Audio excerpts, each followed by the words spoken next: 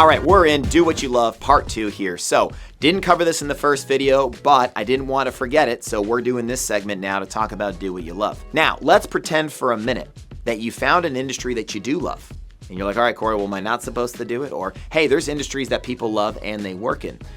Listen, that's great. But I can tell you what, if you're making a job change just to chase something that you love, here's going to be a rude awakening. The moment you get into a new industry, there's going to be things that you don't love about it.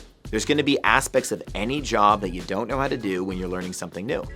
And typically, people don't love doing what they don't know how to do.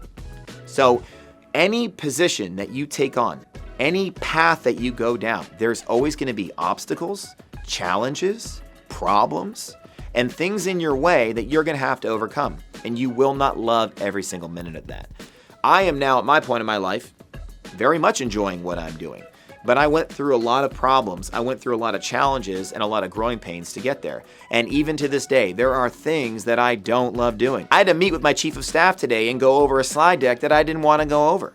I had somebody walk into my office today to ask me for some health advice. I didn't want to have that conversation, but the person works for me.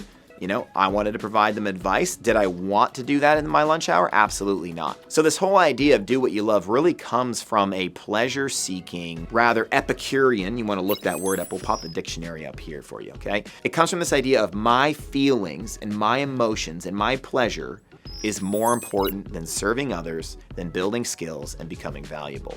And if you want to be a 1%er, I can tell you what, whether it's Michael Jordan on the basketball court, who played with the flu, played with headaches, played on no sleep, played with injuries, or it's the businessman that builds this massive company, the Elon Musk, who sleeps at the office, right? Who doesn't have a house, who literally works day and night to try and make civilization better. Either one of those examples, those gentlemen go through a lot that they don't love.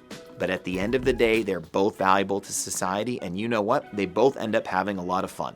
So seek to get your satisfaction and your fulfillment from serving people. Seek to get your satisfaction and fulfillment from being better at your craft and delivering value. And I promise you will eventually do what you love.